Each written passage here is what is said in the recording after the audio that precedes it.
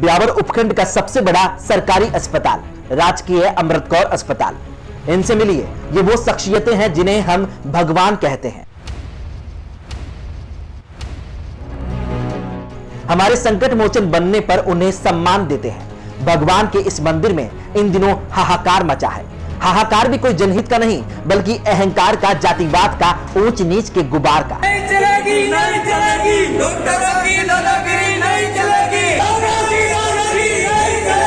नहीं चलेगी, नहीं चलेगी। ये वही मंदिर है जहां भगवान का लेबल लिए चिकित्सकों के बीच एक दूसरे की खिंचाई चल रही है। अहम की लाठी लेकर खुद के जीत की लड़ाई चल रही है। इनकी जीत हार के बीच मरीजों की जमकर पिसाई चल रही है। जी हां, गायनिक विभाग में खैचतान से उठा आपसी विवाद अब जातिवाद की चादर ओढ़ चुका है। राजनीति के गलियारों और शहर के सोशल ब्लॉगर्स की बदौलत हर मोबाइल पर पहुंच चुका है। सही गलत का फैसला लेने वालों की बाढ़ आ गई है। इस बीच अस्पताल में भर्ती रोगियों पर आफत आ गई है।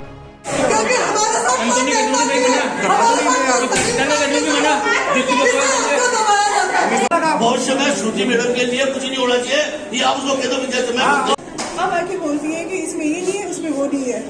मतलब ये आज डेली के नाटक है।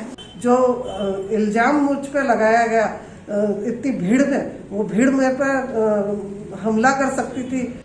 इस अस्पताल में जब जब कभी भी कोई पंगा होता है, हम लोग वहाँ जाते हैं, उस पंगे जो भी प्रॉब्लम होती है उसको सॉल्व करने की कोशिश करते हैं। हमें लगा कि वो हमें हमारी सुरक्षा के लिए आए हैं, परंतु वो भी हमारे अगेंस्ट में भीड़ को उन्होंने उकसाया। धमकी दे रहे हैं, हमारे सारे ओपी स्टाफ को धमकी दी है, बाकी पेपर रूम स्टाफ को धमकियां दे रहे हैं। हंगामा शांति भी हुआ। उसके बाद क्या हुआ ये मुझे भी आइडिया नहीं कि कहां से कहां मैटर कैसे घूम गया, हमें इस बारे में कोई जानकारी। मामले के मुताबिक गायनिक विभाग में चिकित्सकों की आपसी खैचतान के चलते विरोध मुखर होने लगा। बाहरी लोगों ने आकर अस्पताल में हल्ला किया। अस्पताल की आपसी लड़ाई में बाहरी लोगों का अनाधिकृत प्रवेश जातिवाद के रंग में ढल गया। इसका असर मरीजों पर भी दिखाई दिया। तेरे मेरे मरीज की आपसी लड़ाई स्टाफ को भी इस जंग में खींच लाई। ऑपरेशन थिएटर के पास विरोध प्रदर्शन और नारेबाजी जैसी हरकतों से स्टाफ को सुरक्षा की चिंता सताई।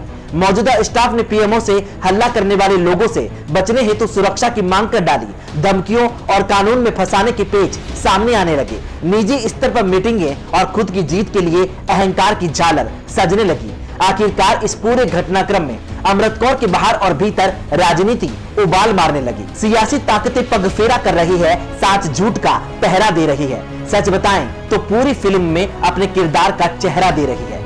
आपसी गुटबाजी का ये सब हाल तस्वीरें बयां कर रही है। कोई किसके पक्ष में तो कोई किसके विरोध में। एक को जिताना है, एक को हराना है। हमें तो बस अपना डंका बजवाना है। मरीज तो अपनी सांसें अपनी किस्मत से ले लेगा। धरती पर आने वाला बच्चा भले ही थोड़ा इंतजार कर लेगा, लेकिन अपना परचम लहरना चाहिए। किसी से नहीं घबराना चाहिए। गुटबाजी की चिंगारी न जाने कितनी लपटें उठाएगी। दबाव की राजनीति अपना तांडव मचाएगी। इसकी तपन आखिर जनता कब तक सहती जाएगी? वाह रे अमृत कौर, तेरा सियासी चेहरा बेनकाब हो न हो, लेकिन इस खैचतान की आंधी में कोरोना का तूफान सबको उड़ा ना ले जाए। आरोपों की बौछारों से नहाया अमृत कौर आपसी लड़ाई में उलझा है। पूरे मामले में न जाने कौन सुलझा है, लेकिन बाहर जनता का हाल देखिए जनाब। कोरोना काल में आपसे उम्मीद लगाए बैठा है। माना हमने कि बदलते अस्पताल में यह मुद्दा खलल है, लेकिन नई व्यवस्था आपकी पहल है। बाहरी दखल के फेर में अपने अपनों से खफा है। ब्यावर के साथ तुम्हारी ये कैसी वफा है? आपसी बर्तनों की आवाज अब मुखिया को दबानी होगी। इस जंग को समय रहते बंद करानी होगी। हाल ही में मुख्य शासन सचिव के दौरे ने ब्यावर को नई उम्मीद दिखाई थी। नए भवन की दरकार ने रुके विकास की रफ्तार बढ़ाई थी। इसी बीच एक दूसरे की खिंचाई ने ब्यावर को फिर शर्मसार किया है। कमरे की लड़ाई को बाहर लाकर हाहाकार किया है। अब तो अंदर खाने राजनीति के उफान को शांत करो। एक दूसरे के साथ मिलकर ब्यावर का विकास करो। हमें भी बदलते अस्पताल में अपना साथ देना है। आपसी खैचतान को उखाड़ सम्मान देना है। पहले ही ब्यावर अपने हालातों से खफा है। न जाने ये किसकी सजा है। अपने मामले खुद सुलझे, अब उसी में मजा है।